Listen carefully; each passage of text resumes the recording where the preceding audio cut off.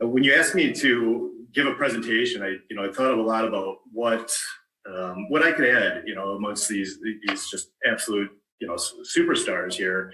And I thought, we all talk about how to develop, or how do we need to have conviction in your trades. And, we get questions, if anybody that's been trained for a while, we get questions about, well, how do you handle this? How do you handle that? But really, that's kind of the wrong question for a developing trader. It's really the question of, how do I develop the confidence? How do I develop my own setup and take ownership of that to where I am able to, I don't need anybody else. I'm independent. I don't need a tweet from somebody to say, buy this stock. I understand why I'm buying it, where I'm buying it, how I'm going to manage that. So although I'm known probably on Twitter primarily for a couple setups that I trade, I wanted to expose I came up with those setups, the thought process, and let's think about thinking. Let's think about how we are going to develop our own setup, and it could be anything. And I'll go through some of the methods that I've used and that you can use, even if you hate my setups and you want to develop your own. You're a different type of trader than I am. Then by all means, that's fine. But let's take it back and find some of those commonalities. Now I think it's funny. I tweeted this out in June. I love Jim Ropel, and I just hope I didn't have to follow up on today's presentation. And I feel sorry for whoever does. So, he's inspired us all. He's certainly a hero of mine. And I guess I put it out in the universe, and here we are. So thanks for that, Richard. I didn't do that on purpose, just letting you know, but I think it's a great coincidence. It is a great coincidence. So a little bit about me, kind of where I'm coming from. I started trading when I was in college, and that was the .com era to date myself. That was trading breakouts, and it was an environment very similar to the 2020, 2021, where you're seeing these very outsized moves, and you're seeing a lot of things going on in chat rooms, and certainly that was kind of there wasn't Twitter then, so we were using Yahoo, trader, Yahoo chats or Yahoo message boards, and I try to learn and absorb all that I could in that area. And I was a psychology major, so the charts were fascinating to me. There was something inherently simple about a stock. If it's at an all-time high, everyone's feeling good about it, so why would I sell it? So I was primarily a breakout trader in micro caps. I didn't have a lot of money, and you're trying to. So the stocks my stock universe was. I'm trying to these sub $20 stocks, and it was really, really easy to make money back then. You could buy a stock, hits a new high, and it's going to cap up 30, 50% or more. And it started running up, my account. Started getting very interested in trading. And figured out this is just absolutely this is way more interesting than psychology reading textbooks. And so I'm skipping classes to sorry mom to trade, organizing my schedule. We didn't have phones where you could get the quotes, and so you'd run the library between classes, see how your positions were doing, so you can log in and do all the stuff that I suppose the people that are trading in 2021, 2020, we're doing around their classes. So I have kind of a kinship for the people that are coming up in that environment, and but now things have gotten a little bit more difficult, and how do we move from there? But I guess to go back to that. My trading, my professional career as a trader was brief. I did get hired out of college to work as a options market maker at a firm in Chicago, and they had a full training program, and we're doing mock trading every day. Unfortunately, the market, I bought the top of that market, and everything it crashed. You could see the trading floor thin out every day after a certain period. There were layoffs across the floor, and we made it a year before they cut the program.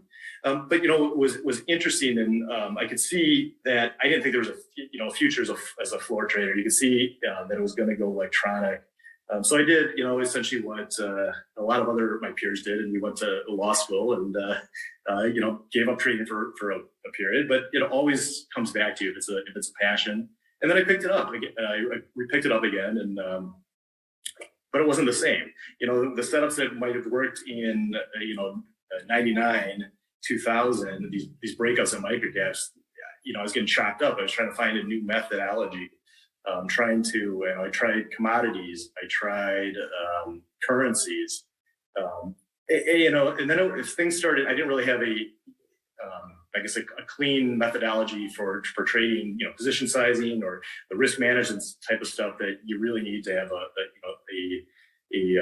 be a successful trader. I started reading some books. I thought Alex Elder's Step Into My Trading Room was really a pivotal book for me, in the sense that it gave you a kind of a way to manage risk, that 1% of your account or no more than 2%. And, then there was at least some rule of thumb metrics I could apply when I'm, position sizing a trade and figuring out. But I still didn't have really a methodology for finding stocks that I'm going to trade or have a style. I've since have come through into that over the last, what have I been trading off and on at least for 20 some plus years. But my philosophy on trading is I am more of a momentum trader. I believe I'm more of a chart purist. I believe that it's more worthwhile to see what the institutions are doing than to try to outmaneuver them and out predict them. So I'm not one of these value investors. I'm probably more into to growth type stocks.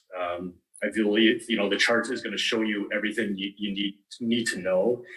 Certainly I like the accelerating earnings and everything, but I feel like the volume, the price, it tells me what I need to know on that. Do I have to look at and is there a difference? If you're buying a growth stock, if it's 200 versus 250% earnings growth, probably not.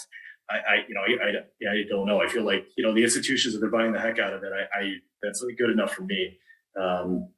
And so my trading style really is these I want to find these pivotal moments where a stock is right about to take off, that I can, not waste either my time or the stock going nowhere, not waste my money and that it's going to get chopped up, but it's really just going to go up from the period from where I buy it. I prefer to be in longer moves, but that doesn't happen. I'm willing to sacrifice that in certain equity classes and trade shorter time frames as well. A day, 3 days, 4 days. Particularly in this environment, if you're buying dips, you've seen me get in, get out, and I'm not overstaying my welcome. But in 2020, 2021, I was willing to let positions run quite a bit more. So that's essentially about me. And so take what I'm grain of salt. I'm not a quant. I certainly have followers that are really into kind of the quantitative, and we'll find pricing and setups based on that. But that's not me. I'm a psych major, so my math skills are probably a little bit more rudimentary than some others here. What do all successful traders and investors have common? And I assure you, it's not they're waiting on some tip out of Twitter or there's some newsletter subscription. It's rather that they've developed their own process, their own rules for how are they going to have a successful approach. And that starts really with a setup. And here's how I define setup. It's a repeatable condition or set of conditions that provides a positive expectancy. In other words, it's something that occurs. It's not just a one-off. It's something that you can constantly use. You can define it. You can have the rules, and you're going to be able to exploit that for an edge when that happens. As technical traders, we think of like chart patterns and that, but let's be honest. A setup can be anything. It can be a fundamental, and you've got Warren Buffett. There's his setup might be these well-run companies at reasonable prices, and we know he's got certain metrics of what he's going to define a reasonable price. Maybe it's book price to sales, price to earnings, book value, and that can be it can be an entirely fundamental setup. And the best fundamental investors certainly have very, stringent rules that they're not going to, look at these high flyers and they don't care. It doesn't meet the rules, and they're going to avoid them, but they're going to be still successful in their own right. Now, I just mentioned technical before that, and technical setups can be, all these chart patterns that we think of. And, there's these naturally occurring, chart patterns or formula, or, these kind of fractals that we look at, that you can find them, you can search for them, you have a process in place that you're able to trade them. It's an options market maker when that's goal, it could be quantitative. And, if you've ever listened, and Ed Thorpe, the man who, beat the markets, or Jim Simmons, and it's amazing what they were able to accomplish over their trading careers. Ed Thorpe, if you've listened, Tim Ferriss has a great interview with Ed Thorpe, and they talked about how he was, he had developed a Black-Scholes model that he kept kind of proprietary, and his hedge fund was trading. But essentially what they're doing, their setup is they buy below the theoretical value of an option, and then they were able to find these mispriced, quantitative stuff. The chart patterns didn't really matter. It was like these total arbitrage plays, and they've been very successful. And so, in fact, they're probably the most successful people over the long term, that there have been. And it can be a combination. Canceling is the best example that I can think of as a combination of setup rules. We have, the certain chart patterns that Canceling runs, but there's earnings growth that they require the market, and they'll get into kind of all those things. Now, I'm not going to get into all the Canceling factors. There's certainly people here at this conference that know it inside and out, and they can tell. But I find a lot of the stocks that I'm trading tend to be there's a lot of overlap with Canceling. But you can have an illegal setup. There are Blue Horseshoe is once Anacott Steel, but I would advise you not to go that route.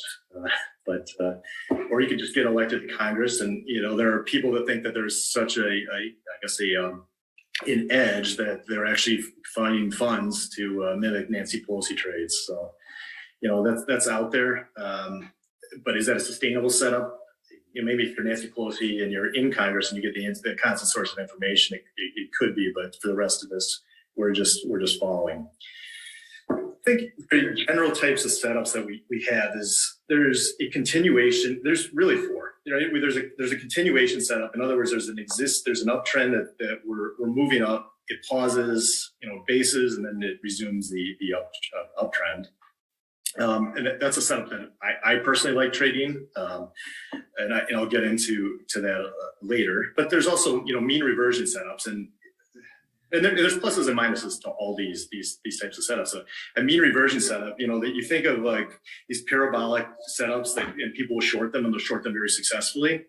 The downside on something like that is you can be right 99 times out of 100, but then the one you short is GameStop or something, and you blow out in one trade, and that's where it can be hard to manage your risk. But there are people that do it very, very successfully, and there's people that buy these falling knives very, very successfully because they have a defined process on how they're doing it. That's just not me. I don't love the risk, but that is a type of setup. And it could be, they don't necessarily need to be that extremes. It could be Bollinger Band type, mean reversions. There's range bound setups, and you see these particular, if you're trading like Forex or something, where the stocks or commodities or Forex tend to be in a, they're not trending so much, but they just tend to be in these channels. And there are, certainly setups to do that. And then I guess finally is probably one of the most popular, approaches is the breakout, where we have this ramp up of a new trend.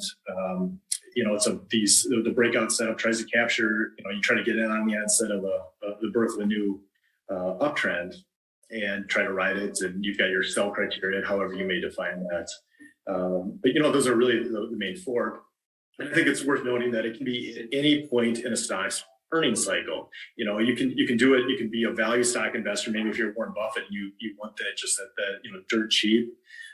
But then you can have this stuff is, when it starts, particularly if you followed Stan Weinstein, like in stage analysis, where you've got, before it's a true, growth stock, or you have all that, but, with those positive surprises that really gets it out of stage one and into stage two. Or you can, trade the backside of them. And there's a lot of people that successfully will short, stocks as they've peaked and they've gone back into, the value stock, or they're, fade away into oblivion. So I guess the point is you have to think, where you see yourself philosophically trying to approach. I like that, that's that term between early stage 2 up to stage 3, that markup stage. But not everybody.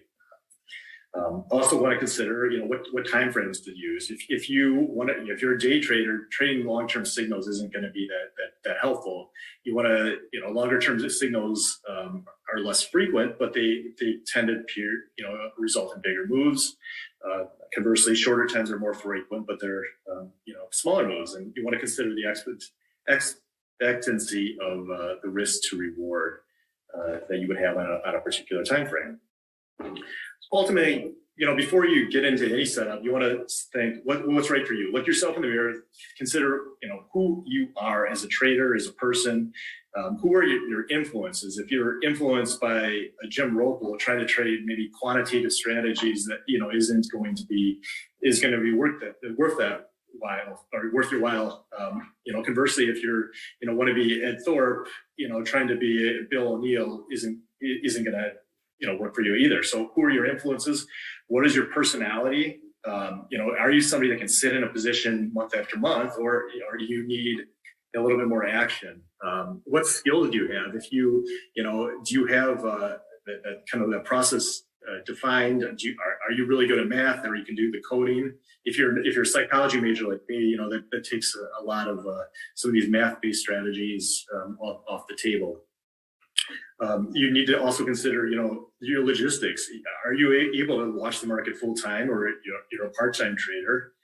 How much capital do you have? If you're a new guy trading under $10,000 account, trying to trade a Tesla, and what are you going to buy, 1, 2 shares of some of these really, really expensive stocks? It makes it much more difficult than trading the $20 stocks, for example. So that's an influence. You define your I guess your stock universe, and then you got to consider your risk universe. If you're I guess have the balls of steel per se, maybe you're trading biotech and you're willing to take a lot of the risks that come with it, as opposed to other asset classes that are a little bit more risk averse. And obviously you can find ice overlap, and it's a sliding scale where you feel comfortable. But those are all factors that you want to consider when you're starting to come up, and like what kind of setup I'm going to trade. Who am I going to become as a trader? So how do we find like the perfect setup? And there is no perfect setup, for universally, but you want to find, I guess, for you, it has to meet your personality and all those other factors. But I think with all things, is you want to start with the idea. What are you trying to accomplish for a setup? There's those 4 types of general setups. What is my idea? And then you want to start thinking through the logic. Why are people buying the dip on if I'm going to do a continuation setup, why do I want to buy below the new breakout as opposed to buying the breakout? And what's the logic behind buying a breakout setup, for example? What's the logic behind anything? And you think, who are the other people that are trading that asset, that stock? What are they thinking? Why does a chart pattern develop the way that it has? And those are things you want to just kind of think through when you do it. I think start developing an eye. And this is my recommendation, particularly for somebody that trades primarily these momentum stocks, growth stocks. Study the historical winners, or if you want to do it on the backside, study the losers, right? Their stocks, how they've not only have they grown, but what does the backside of the move look like? As you're going through these stocks, look at, think about how are you going to find it? Everybody can look back and say Amazon, oh yeah, I wish I would have bought that stock, or I wish I would have bought Tesla. But instead of thinking like, oh, that's a great chart, I would have had that peak out. Well, I guarantee there's hundreds of other stocks probably on the day that also, had that breakout. Why are you buying one as opposed to another? What are you going to scan for? So start developing those characteristics. Like, are you going to be able to find it because it had a big earnings gap, for example? That's the first thing that comes up. Was there a big volume surge, a big price surge? There are things you can, think that you can scan for. If even for somebody like me who has rudimentary, programming skills and for a scanner, I can, code a move outside of standard deviation. I can, or a volume spike. And, those are the type of things that will get it on my radar. Or are you going to say, I'm going to try like this particular asset class? Like, if you like IPOs, that's pretty easy. It defines what your universe is, and you can look at the IPOs, and I'm going to look at an IPO, and I know when it develops a certain characteristic that it becomes interesting as a setup for me. Or maybe you're less sophisticated and you want to join that hedge fund that has the Pelosi trades, and you see whenever she gets an SEC filing, that's how you're going to trade. And that makes a lot of news, but I mean, and I joke about that, but there's a lot of people that will do that for like Buffett. And Buffett, because a new SEC filing, he's taken a position in, was it Oxy? That people are just going to jump in it just because, well, Warren Buffett's the smartest investor ever. So here's how we're going to trade it.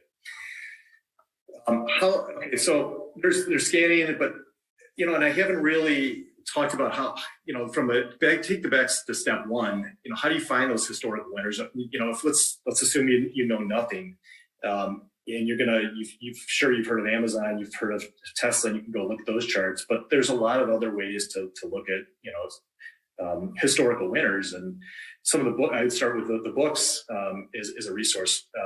I heard Joe Fahmy say this yesterday, but that, and I 100% agree with him.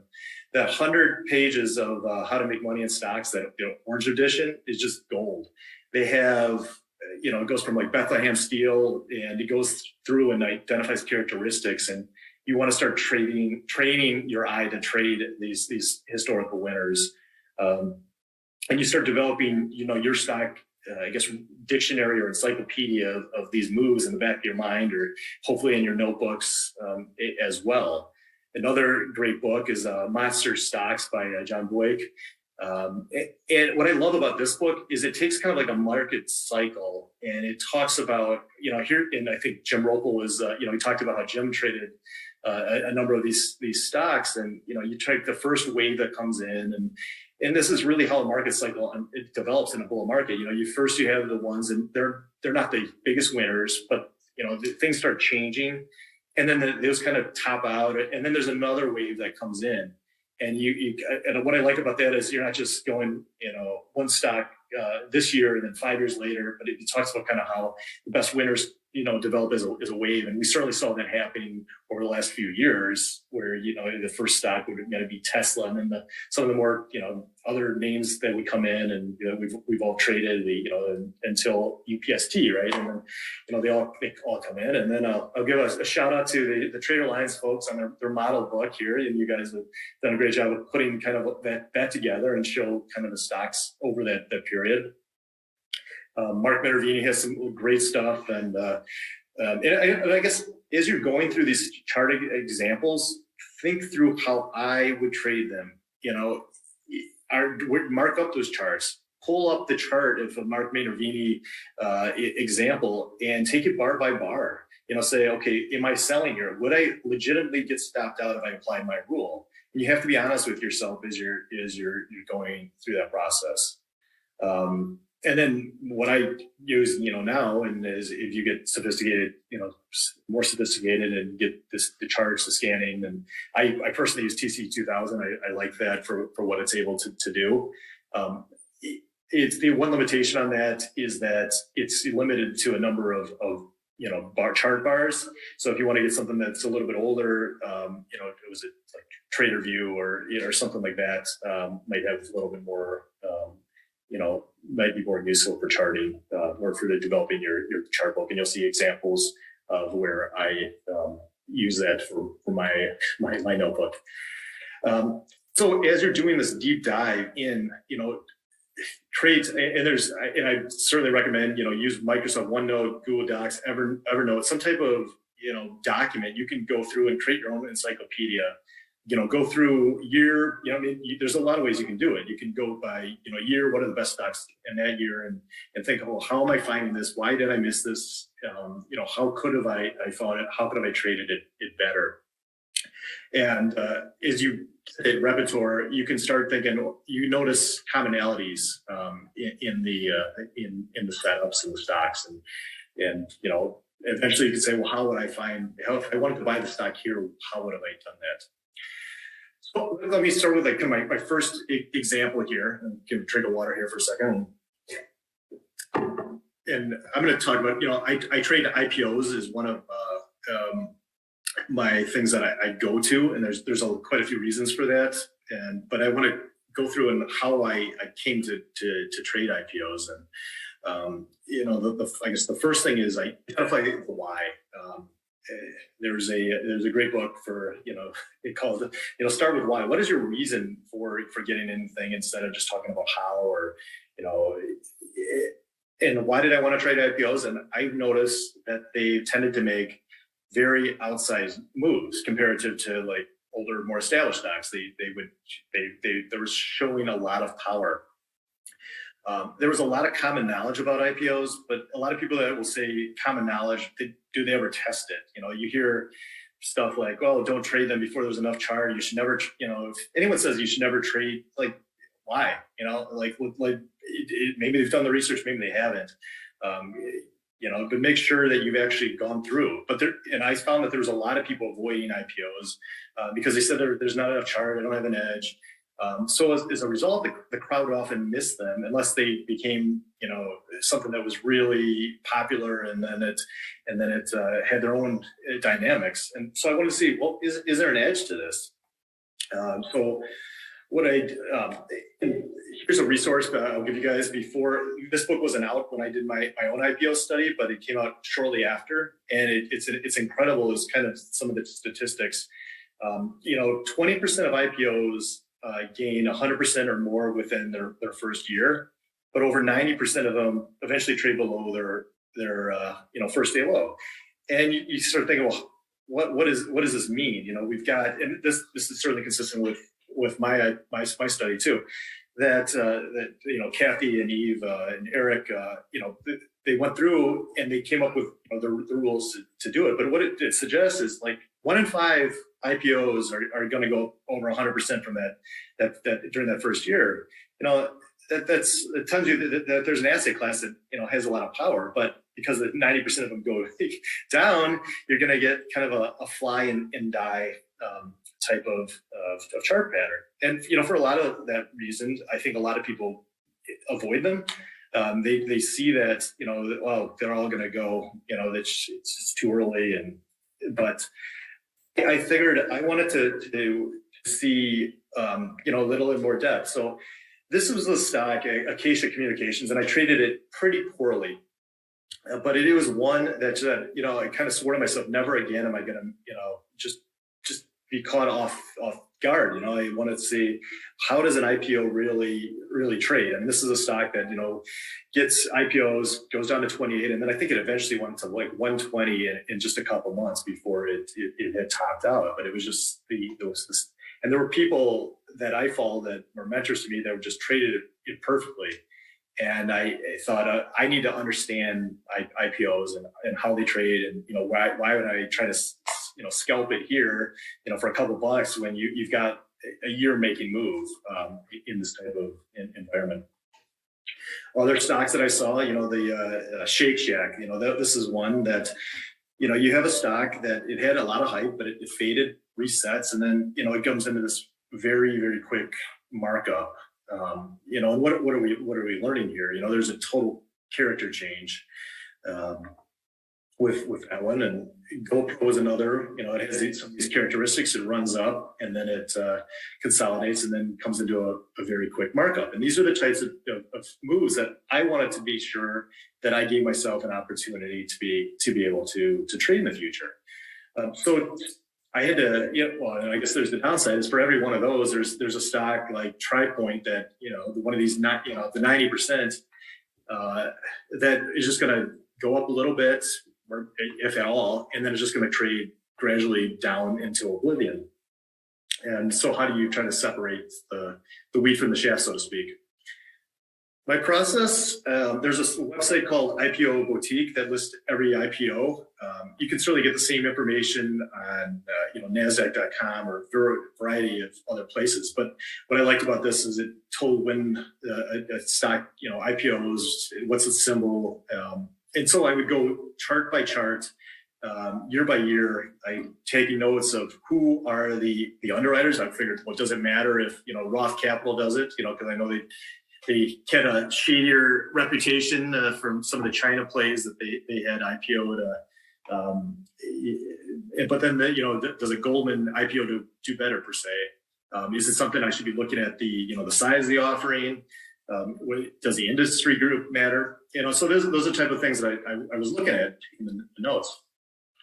I went through chart by chart and I put every single one of these in a notebook and noted, okay, where does it trade? If it trades above that initial IPO price, how far does it go? Does it go fast? And some of the things that I started noticing is that when it trades above that first couple day push, a lot of IPOs they'll exhibit similar patterns. Like they might rush, the first couple days and then they'll reset. And I noticed that if it would reclaim that price, a lot of them would have these rapid markups. But as a newer IPOs that would do that, they would tend to trade very volatile. So I kind of realized that maybe there's not really a trend, trading thing, but this is certainly an edge that I can find as a swing trader, sell into some strength, and you would see those. Conversely, I would avoid a lot of those stocks like that TPH, where that just traded down. They never really pushed, and so that was one way that I saw these characteristics, and I found here's an edge that we can develop. So in 2017 TTD, this is the stock that it reclaims that first couple week push, and so I based on the study that told me that okay, here's our edge. We've cleared out all that resistance. The stock is strong enough to make a high. So this was a stock that I had bought as it made that new period. And it was a good one. As you go through the process of finding things, write down your ideas, write down the characteristics. With IPOs, I said that I call them infants. They from 1 to 8 months they trade much differently. A stock can have crappy fundamentals, but if you think about it, there's no natural sellers in like a Beyond Beef or whatever that Beyond Meat. And that was one that everyone was hating on, but I could see that you had a lockup period, so the insiders aren't selling. No institutions own it yet, so they're not selling. It's got hype. The short sellers are pushing it in, and eventually that was one that really did well in that first period. Now, obviously, after you have a secondary, after you have lockouts, after you have natural sellers, a stock may trade much differently, and that's really what you find. So I view a stock based on the age difference, for how a setup that I'll trade it.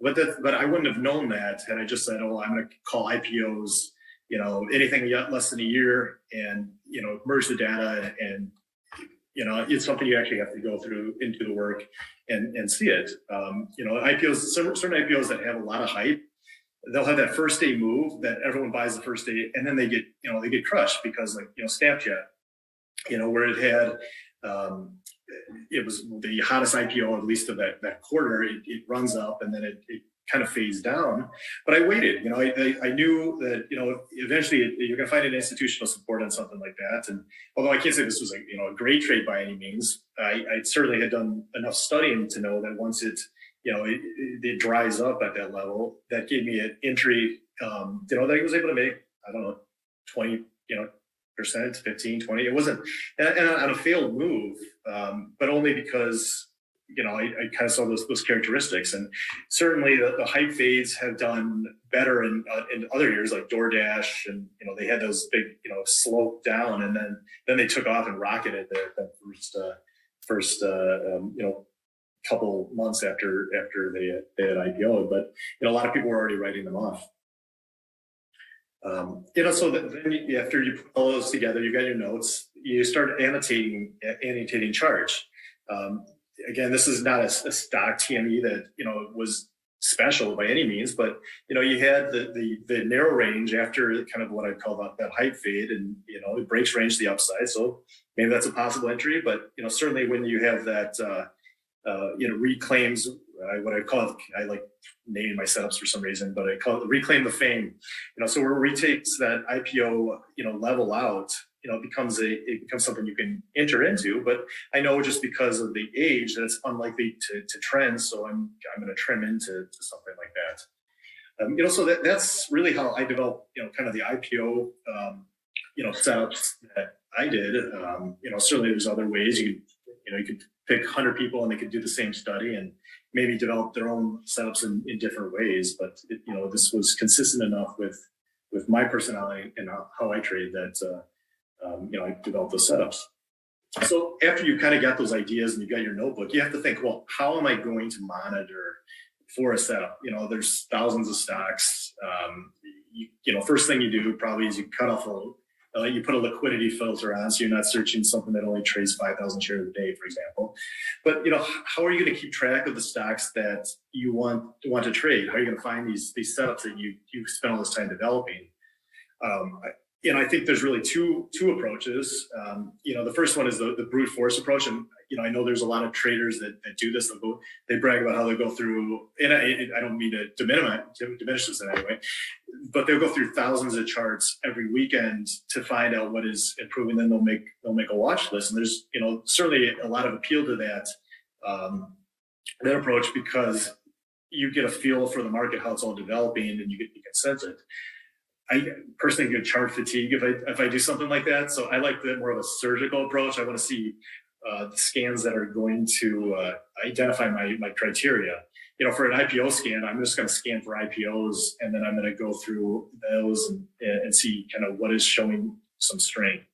And then I'm going to set alerts. If I think I go through once, and maybe I'll set an alert, a month long, maybe a week long if I think it needs to work based on within a time period. But then that's the way I personally keep track of it. I'm not saying that's the best or only way, but that's certainly one way it can be done. My goal with any setups is to have a scannable condition. There's a lot of ways you can do it. If a stock hits a new high, well, that's easy. There's new high list, and you can easily scan that.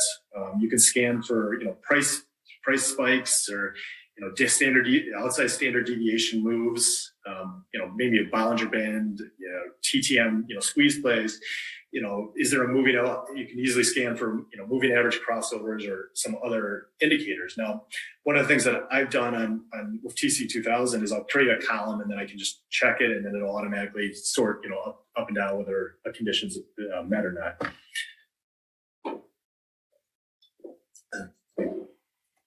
So after you've started creating your setups, you want to next see, well, is this actually working? Do I have an edge? If a setup fails, is it because the setup was bad? Is it because the market was bad? Was it user error? So you start using, documenting that. I think you want to track all your trades in some manner that makes sense to you. There's some people that I know they like a spreadsheet approach, and they'll have their entries. I'm more of a visual person. I like to use TraderView. I can import all my trades from Interactive Brokers, and it'll put it in. And, then I can tag them if I want to say, look, I'm going to trade IPOs. Here's, for example, this bottom chart, that's, the ticker is Big C, BIGC. But what did I have here? This was a newer IPO. It was a stock that had shown some power, reclaimed that first day, or first couple day range. So I bought it there, and I get some crazy move that I knew I'm going to fade into because it's so unlikely to actually be a trending stock at this age. So I'm selling it the next 2 days, and it turned out to be hell. If you get 40-50% in a day on a stock, you better think about running the ringing the register there. So, but those are the things that become your body of work. What is the characteristics? If this was what have I taken this trade in this environment? Probably not. I think you need to look at when you're doing your journaling, what is the market? Have a way to rank it. There's certainly, IBD has, the various market and, conditions where they'll characterize, how workable a certain environment is. The market under pressure, probably not going to be trading the most speculative names, or should be trading the most speculative names. So that's really how I came through, and it came with the IPO and a setup, and that's just one way. You can use that in any asset class. If you have an idea, you want to figure out something, whether I want to try spinoffs, go through the same process and say, I'm going to look at every spinoff and how well they worked, or, if you want to do growth stocks, or, pull the stocks over certain earnings criteria, and you can do it. Another setup, and this is probably a setup that I trade. This is my bread and butter. This is a slingshot. This is what we've called it. My objectives for the slingshot is I don't like breakouts. I've grown not to like breakouts because of the failed breakouts. Anyone ever buy a breakout only to get hammered the next day on a reversal, or even that day? I found trying to chase breakouts, you get a lot of slippage because everyone else saw exactly the point it was gonna run. So you get, your fills weren't that great. So I guess I wanted to develop a pullback setup that also gave me a low risk entry. So with that in mind, I went through those historical charts.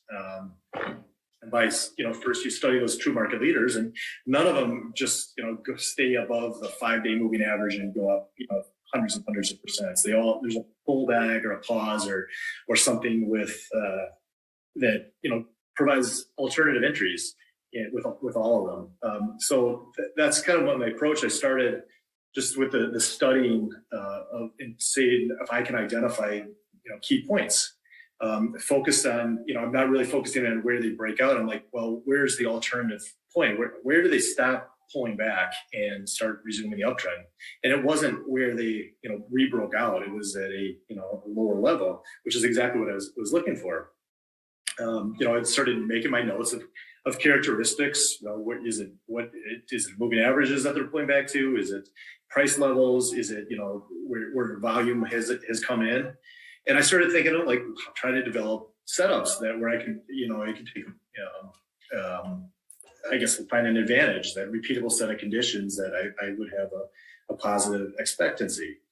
Now, of course, with buying a pullback, there's risk, right? There's always, the biggest risk is it keeps pulling back. I don't know how many people have ever thought they were getting some great deal on a pullback, and it looks a lot less like a good deal the next couple of sessions. And certainly, I've tried that. Anybody that's trying to work on a pullback setup has seen that. The other risk is the stock can just go sideways. It goes in stage one, and you're just sitting, with your money in this market, not doing anything, and losing the time value of money. So those are really the two my concerns when I want to get a pullback setup. The pullback continues. Now, I'm sure people have talked about, we got to buy at the 50-day moving average because that's such a great point, and you're getting value here. But UPST, that's a great example from just the other year. It gets to the 50-day moving average, maybe it paused that day at that setup, at the thing, about there's a bit of a hammer, but by the very next day, it had gapped down. So anyone thinking, oh, I'm going to, get a great deal here on a UPST, it's at the 50-day, they find themselves under pressure very, very quickly here. And which is one of the risks that I certainly didn't want to, it's not a viable setup just by a moving average. The risk is it continues going sideways forever. And, a lot of the people that saw the 2000 market and the reset, they were holding stocks, hoping for them to come back, and they were hoping and hoping and hoping, and they just haven't. Could be years, decades, months. It's just not a viable, approach. So what I wanted to, with those considerations in mind, I realized, okay, first thing we need to do is we need to identify a stock in an uptrend. Okay, you can't have a pullback, otherwise you're just buying a dip, and a lot of times buying a dip gets worse because it keeps going down. So you can't have a pullback unless you have a stock in an uptrend. So you got to think through, well, how am I going to identify an uptrend? There's, I don't know, infinite number of ways to do it, right? You can have a moving average if it's above a certain moving average. You can do indicators, whether a certain indicator is made. And I think certainly as I was thinking through it, if you have too long of a moving average, you're going to miss newer stocks. You're going to miss a lot of the move. Like if you're going to say I'm a 200-day moving average, well, a lot can happen in that period while a stock is still over 200 days.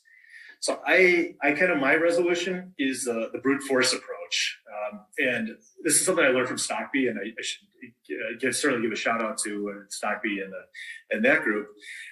When I was learning, I guess relearning how to trade, that was something I joined. And what I really appreciated about it is we worked in how to certain setups and how to scan for them and have those criterias. And he came up with a approach called the MDT, which you take, so essentially you take today's price versus an average over the last 65 days for the quarter, or you can go a half year or a year, whatever criteria you want to use. But then that gives back a figure that you can sort. So the higher number that is returned is going to have the most momentum. Lowest stocks are going to have the least momentum. So by sorting, the highest, you can just go down one after another and find the strongest stocks. Now, certainly the stocks that are the very highest haven't pulled back, so you want to start filtering through that, and you can do an offset if you want to start your review, like look at last month's, for example, the highest momentum there. That might be another way, and I certainly have used that approach before. But what I like about it is it shows you the most momentum right away, and then you can quickly scan through with your scanning software, your charting platform to look at it. So that's what I personally use to find stocks in the uptrends that are strong. The risk, of course, is you want to avoid the risk of the deeper pullback. You don't want to be buying a UPST off the 50-day moving average. Some powerful stocks, some stocks are going to reset to a 50-day moving average, and then going to be fine. Others are going to be the 21, the 10, or others are just never going to reset. They're just going to keep going down. So the question is, how do you know when the pullback is over? For me, I wanted to see a proof. I wanted to see a stock starting to come back. Rather than, and I certainly have made this mistake. I bought in a 10-day moving average, and guess what? It doesn't hold. Sometimes it does, and you feel like, oh, I absolutely, this is going to work. And you can look at historical winners and say there's a lot of them that have held that mark. But using that as a setup, it's not really viable because you're buying into a hole. You're buying in a pullback and hoping that others are seeing what you do, and they're going to, it's kind of that greater fool preempting a breakout. You're hoping that people are going to come in after you, and it's great if it happens, but a lot of times it doesn't, and you're in a bad position. So what I wanted to see is a stock actually being able to prove that it was able to stop going down before I would buy it. So I'm not looking to buy the very lowest price on a pullback. I wanted to buy the price where the momentum has turned.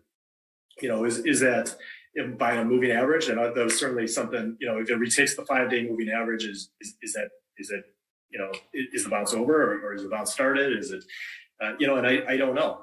There's a lot of different moving averages that I've looked at over the years coming through that. But ultimately, my solution and what has worked for this particular setup was the 4 EMA of the highs.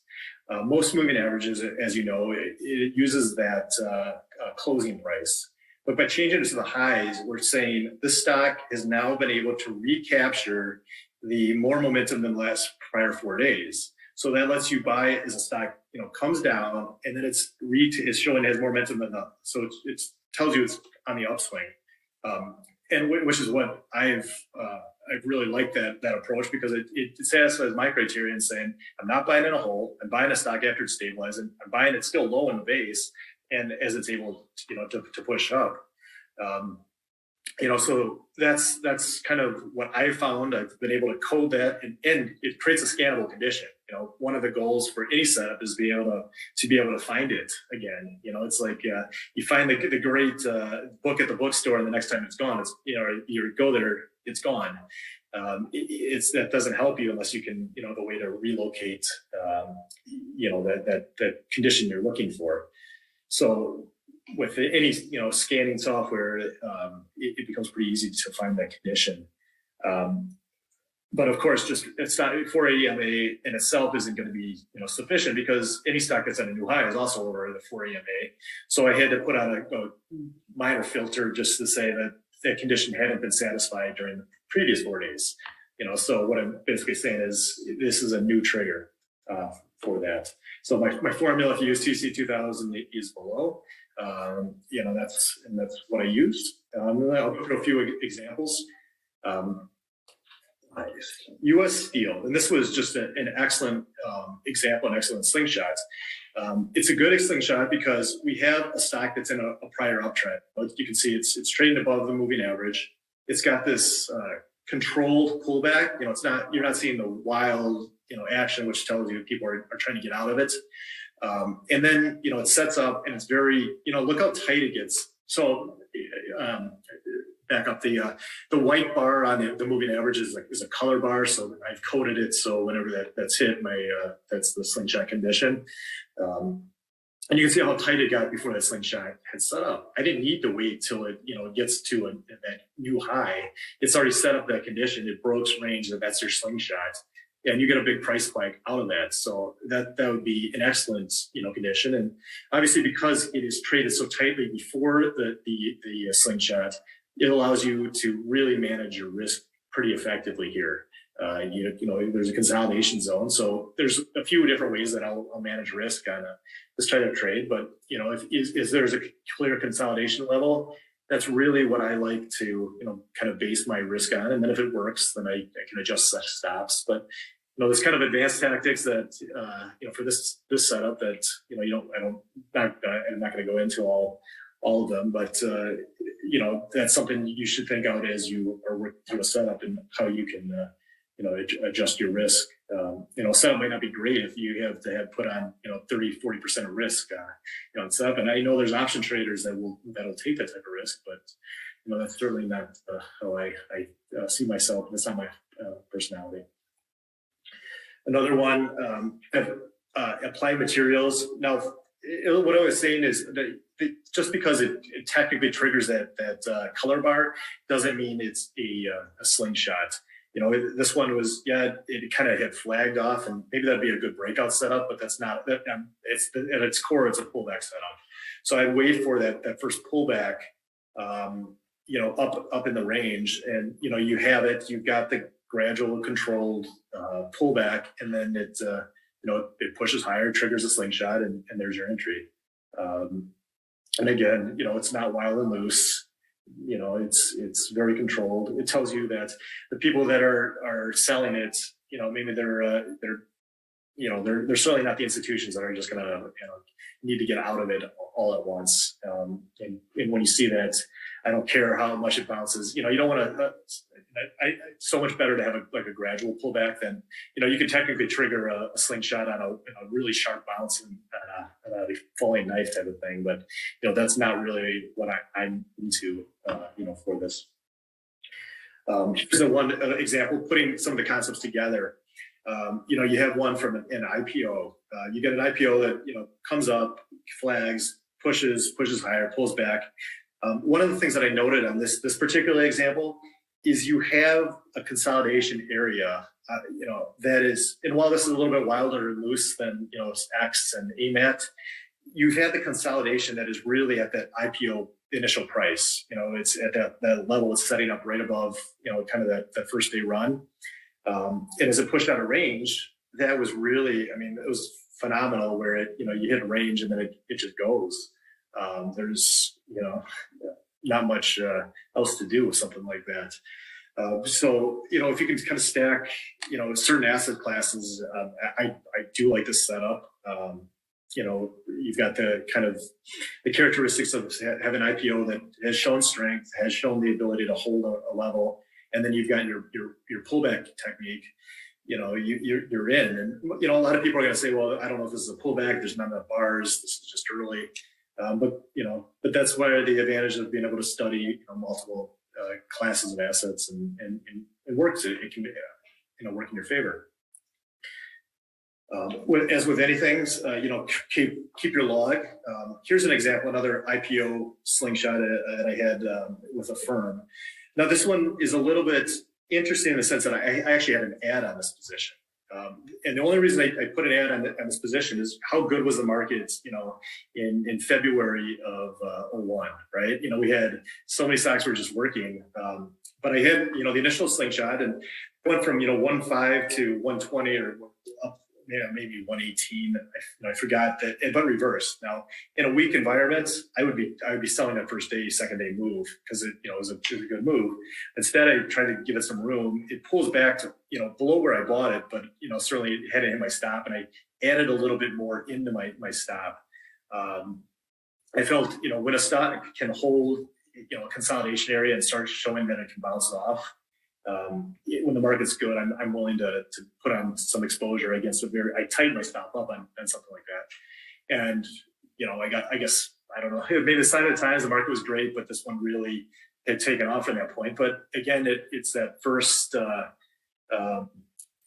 couple months of a stock. So I'm not thinking long-term.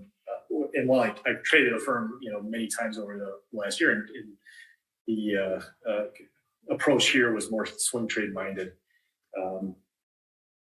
But categorizing and seeing where you can do it, how you want to put your time frame really helps. So you want to test and refine with any setup. Is there a way to improve it? Improve on the setup.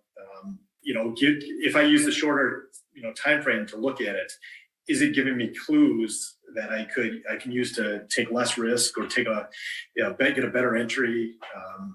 Does it work immediately? Is there certain asset classes that a setup is going to work best in? A breakup setup that a lot of people are talking about them, but if you trade in the commodity names, you get very frustrated trading breakouts. They tend to be very mean reverting. So knowing that, you're probably going to have a different go-to setup in an oil stock than you would in a pure growth stock. And then you want to think, as you're going through, how would I add to a positions? How would I exit the positions? And that all comes from, cataloging and doing the work, putting it in and seeing, marking up your charts, marking your trades, see where you can get better at.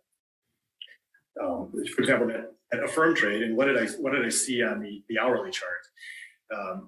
Notice, okay, so we had a big power surge right out of the gates, 3-4 hours, I guess maybe 5 hours in, we had this massive surge. That tells me that there's a hell of a lot of power in the stock. I didn't trade it then, but I was certainly keeping an eye on it. It's getting the top of my IPO watch list when you see something that has that much power. Then you see, kind of as it resets, and you look a couple hours before I bought it, look how narrow the trading range had gotten. Just really, really tight, and it's expanding. It had taken out that, I guess I don't have a pointer here, but it had taken out that range on as it pushed through on some big expansion bars. And as it came in, that told me that there's some power here, and I'm going to play my stop against that that $100 level. I added my stop as it bounced off that consolidation, and then I was able to just like hold my original stop and see how it handled. But by looking into zooming in, so to speak, I don't have to wait to the technical trigger of that setup was met, that 4 EMA. I could see it, the hourly had broken the consolidation range. And so that's a way you can kind of cheat on your own setups by looking a little bit narrower, or more zooming in. And certainly, I've noticed that particularly when I sell a stock, there's certain characteristics when you get stock reverses that don't show up on the daily right away, but it certainly will on a shorter time frame. Where you get a gap up and it'll reverse or something like that. And that'll show up on an hourly well before it will on the daily. The daily might still be green, but you've recognized that it's already getting sold. So that, in a nutshell, is kind of how I've come up with the Slingshot. The other setup that I trade a lot is called the Fishhook, and this is my big gap up setup. And I know Ray talked about his this morning, and how he talked about it and why it's such a powerful time in the stock is when it has that big gap up. My goal with and that's the reason, these big gap ups are potentially the moment where a stock comes into play, and it's the point where they're really just going to go. My goal was to find these powerful moves, but avoid what I call the gap and crap outcome. How many times you bought earnings, you think they're great, the market's it's gapping up in pre-market, it's gapping up on that day, and then it just falls on you. So trying to balance those issues. The true market leaders, they begin their moves with big earnings gaps, but not every big earnings gap results in a big true market leader, right? So we have to kind of balance which is going to become a true market leader and which is going to become an opportunity for institutions to unload their stocks. They're either rushing in or using the extra liquidity of a gap to unload their positions. And, when that happens, the stock gaps up initially and everyone's excited, but, ultimately fades. And for example, we saw that in KVH earlier this year. Had a big gap up, and a lot of people were thinking, well, this is a redo of the 2000 environment. And housing did really well after the internet stocks crashed. So maybe this is the moment. So they're coming in, and biggest volume, it blows out a trading range, and people are thinking, well, maybe this is going to be the start of a new move, and the exact opposite happened. It was that gap and crap type situation. But if you're chasing those type of moves, and any big move, maybe you're buying a pre-market, you see it up, and there's so much interest, there's so much volume, but ultimately, if you rely on that got you nowhere, it got you a loss. So I kind of going through these true market leaders, you realize that a big move takes a long time to develop. It doesn't happen in day one. It's going to happen over months. And, those are the periods where, if you can hold the stock, you're going to make a lot of money. You don't need to be in that first day. So I was asking myself, well, if I miss the first day, so what? What am I really giving up? Does it balance that risk of the, gap and crap situation to something where I'm able to avoid the risk of going down, but still take all the reward of going up. And is that trade-off worth it? Certainly, if I had a crystal ball and I knew what's going to go up on the first, and I had any ability to predict what was going to work from an earnings release. There's people out there I know that are very good at it. I know myself, and I know I'm not very good at it. So how to work within your personality. I wanted to figure out how I can still take advantage of the move that's going to develop, but avoid the risk of it if it doesn't. My solution is a setup that I call the Fishhook. It looks kind of like a fishhook in the sense that a stock, has a point, it dips back under, and then it comes back out and around. And what I've noticed, and there's a lot of common wisdom where people will say, well, gosh, if it doesn't close in the top half of an earnings day, it's not going to work. I haven't found that to be true. There's a lot of games that get played off of those earnings, those levels. A lot of times you'll it'll gap up really high, and then it'll fade down to an institutional level. They're not chasing it from, pushing it on. So it'll look like, for example, the Snapchat chart that I've got up on here, that didn't close it closed, looks like a spinning doji in the middle or whatever, the candlestick guys would call it. But, and the reason is the over optimistic people buying the open or pushing it up pre-market. The market makers are happy to take your money and then take it to a price support level. So that doesn't necessarily indicate, the strength or weakness of a stock, depending on, where it closes on the bottom. But you would find these kind of consolidation bands if you're looking at an intraday chart. But what the way I reasoned the logic behind this is, if a stock could, basically trade under that first day price and then get pushed back above the consolidation area, it tells me that, the institutions are willing to keep supporting and keep accumulating the price in the stock. And often that's what, I would found. I'm willing to list that you missed that binary gap and for chasing it, and take it when it's a little bit more has tightened up. You can put more size in, obviously, if you have something you can play off of, than if you were trying to chase some earnings in after hours. And I found that how a stock acts the days after a gap is more important than that first day move. Ideally, it undercuts, and then there's you get like a consolidation level where volatility on an hourly chart or a half-hour chart shows that it's just really not moving after that big move. After the gap, it's tells the institutions they're going to kind of hold the line. If it trades below it, ideally I love it when it trades below that level, and then a gap down in the morning where people are scared of that they just bought the gap, and then it gets bid right back through, and that becomes a very productive time to take a position. And stocks, and if they get pushed once that supply is gone, there's not much supply left, and the stocks can often run really fast.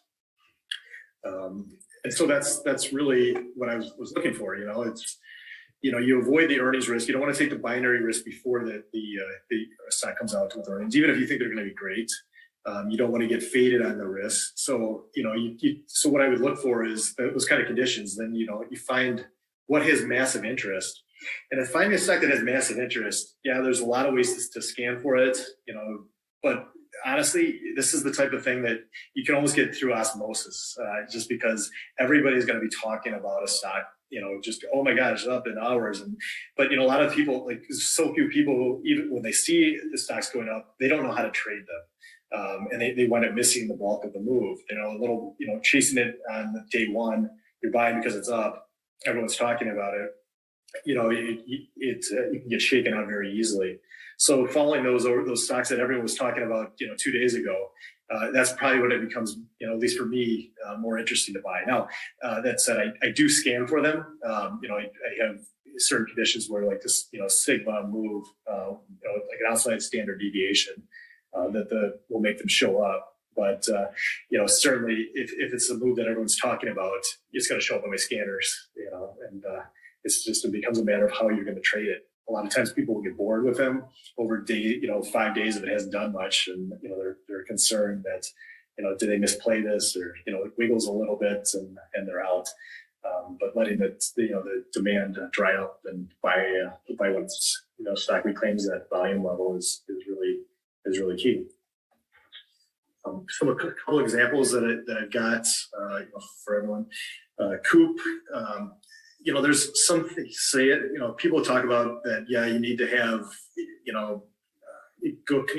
basically a stock going sideways. Everyone's forgot about it.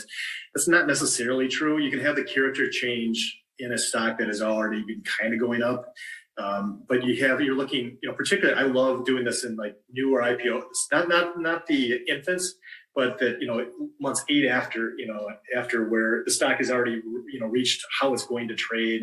The institutions have had a chance to vet it. They're concerned, they've acknowledged that maybe earnings were not just a one-off, like they might be. This is more going to be a more sustainable thing, and so it still has like the biggest volume ever. And even if it's been going up, like in Coop here, you had the gap up.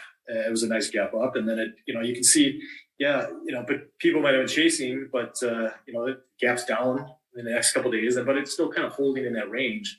But then when it pushes through on those 1, 2, 3, 4, 4 days later, it's really all the supply has been dried up. It's been bought, and the institutions just have accumulated it, and that's just was kind of an easy move just to ride through there. STAA, this was another one that I did trade this one.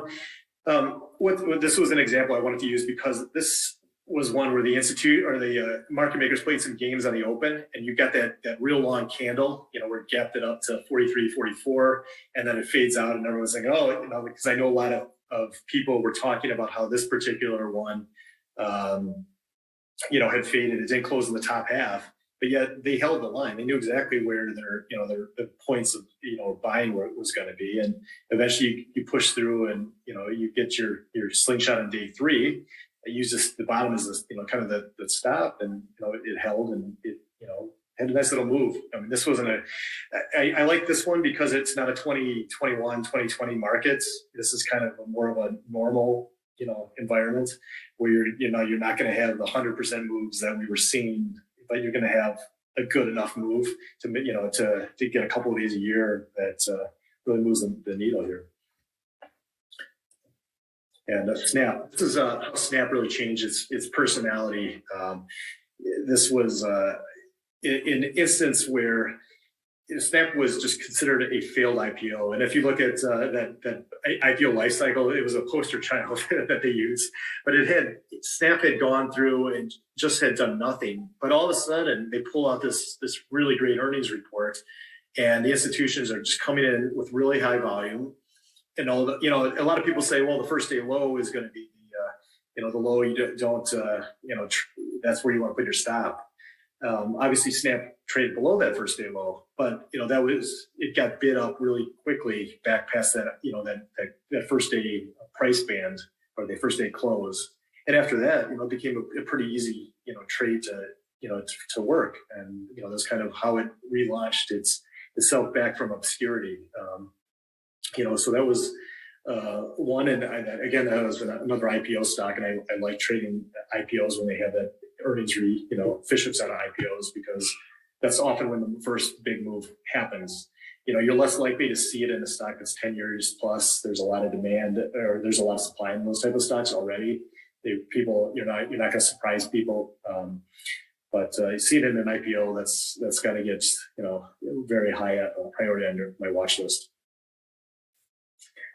So if you come in through a setup, those are the setups that I've traded. But I guess my advice would be is you got to do the work. You can't get conviction by borrowing anybody else's setup.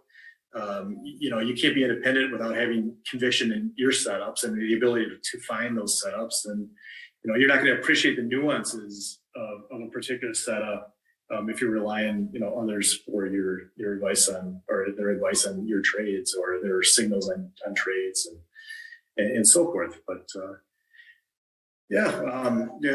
open for questions. I can take that. And if you guys want to follow me on Twitter, probably most frequently at Scotland T. I put the actual one out there because there's a lot of bots going around to pop in my people's followers DMs and try to sell Bitcoin.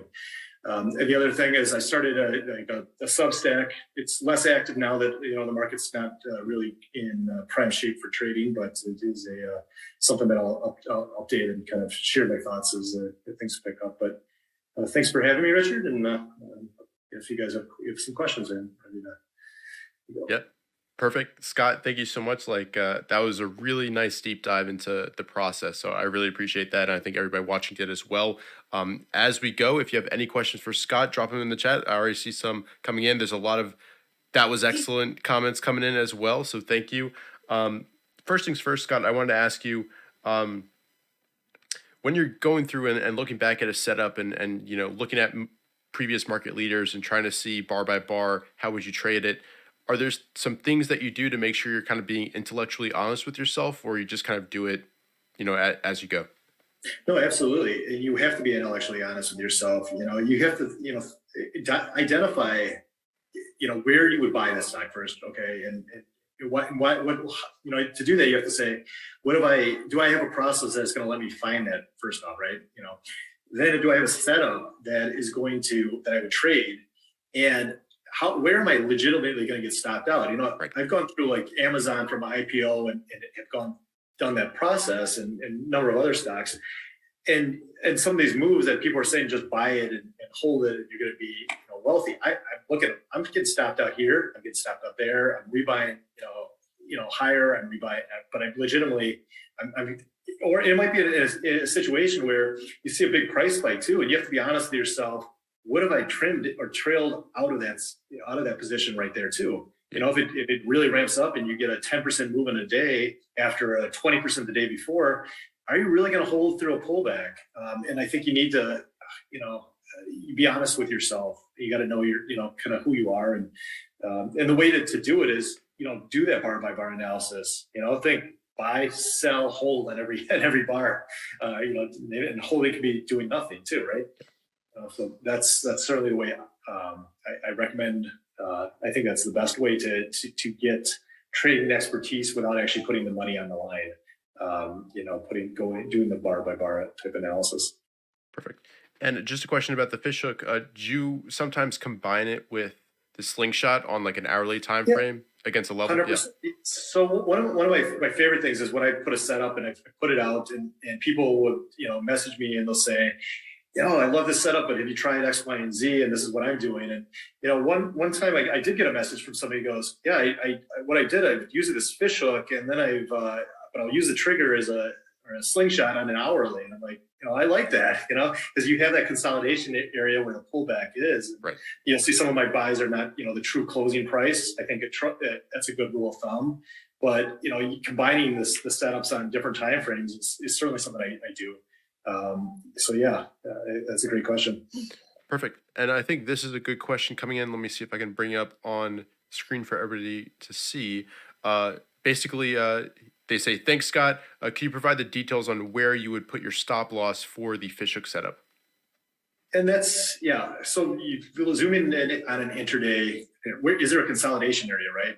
That's the first thing I'm going to be looking at. It doesn't, I don't necessarily need to get in the gap. The gap has significance, but I guess it depends on where I'm buying, how much I'm buying. But ideally, I want to find like a consolidation area on the hourly, if it's in whatever that is.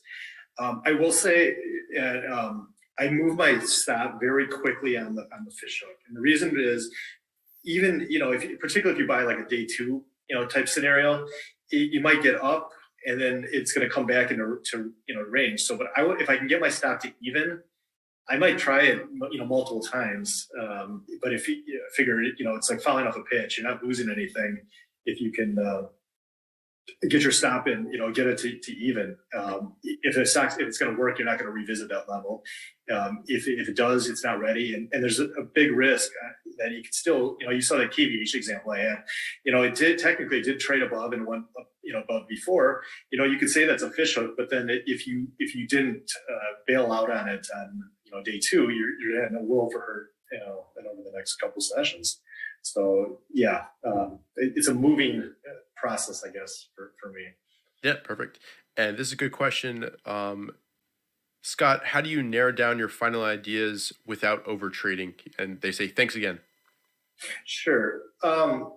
Kind of the criteria, so if something isn't an asset class that I think is going to move, like that Affirm example I showed, right? It's an IPO, it's got volumes coming. That's going to get higher priority than, something that's just kind of plugging away. Also, it's kind of the order of what the setup is. You're not going to see fishhooks every day.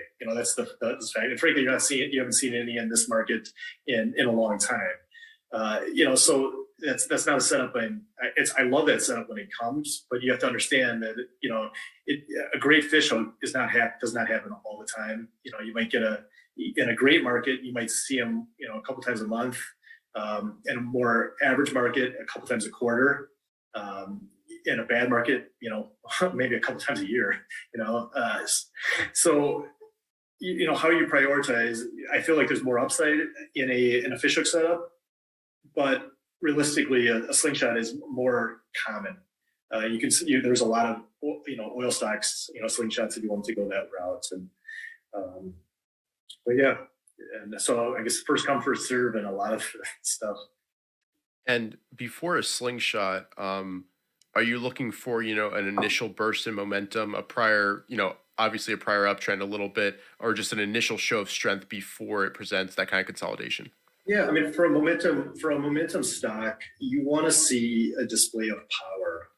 You don't want to be something that's, you could trade a utility and you can find all these setups in a REIT, but they're not really going to ring the register if you're right.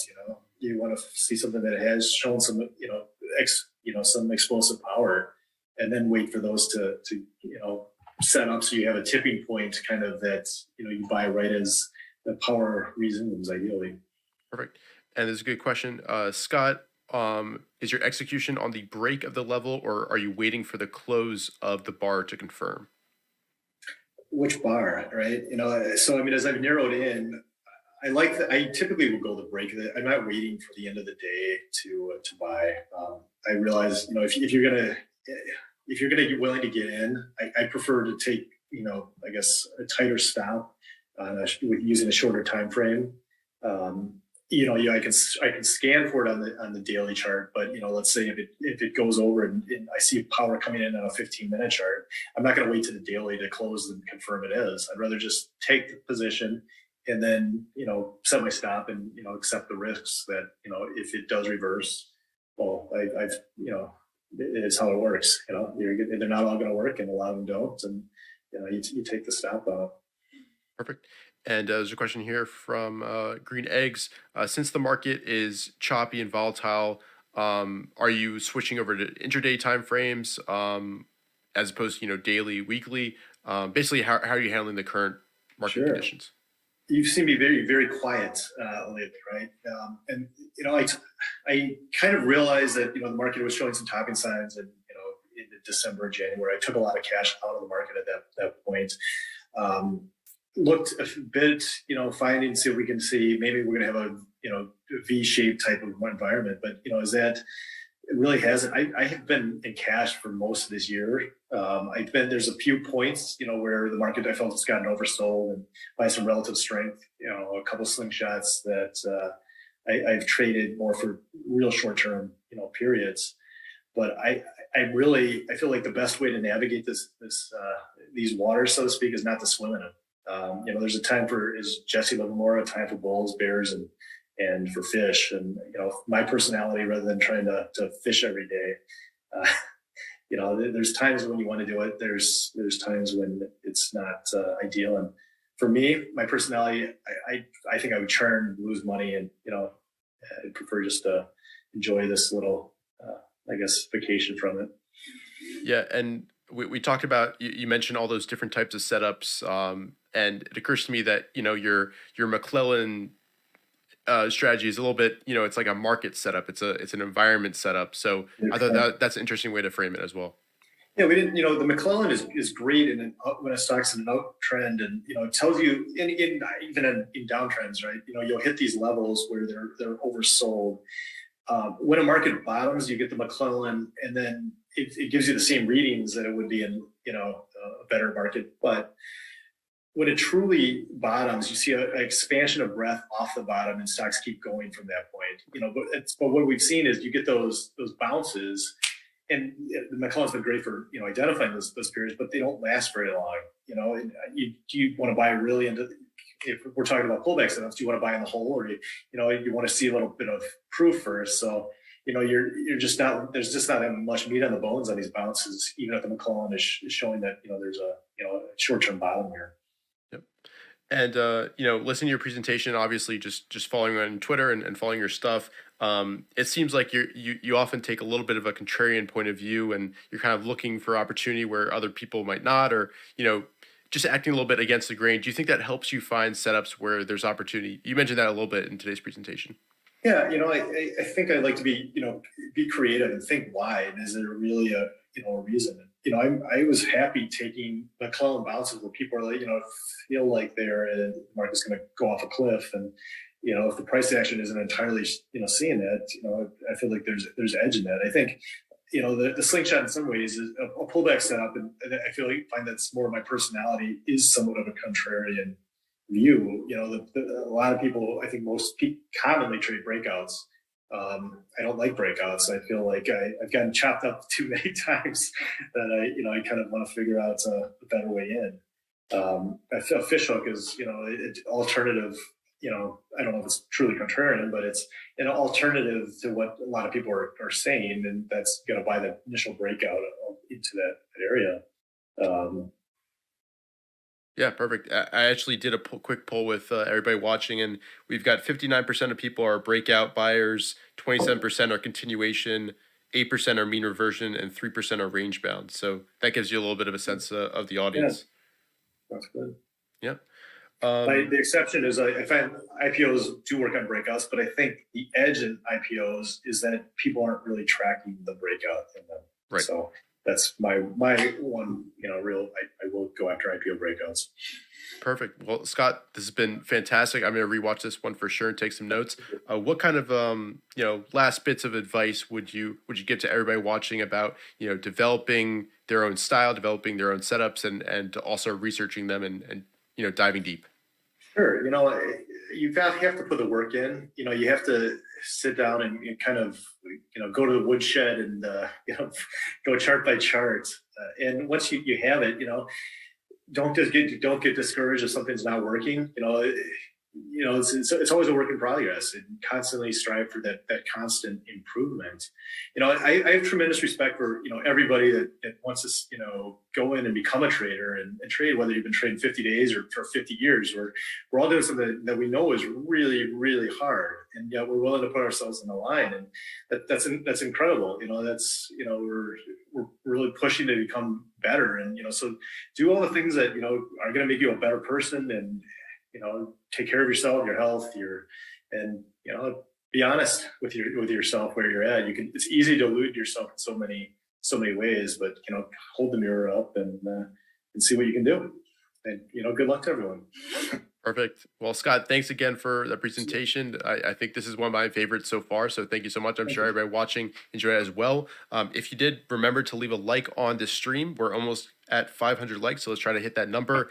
And of course, subscribe if you want to see more of these. And we'll be right back at 2:40 Eastern time, I believe, with Matt Crusoe. So stay tuned for that. And we'll be right back.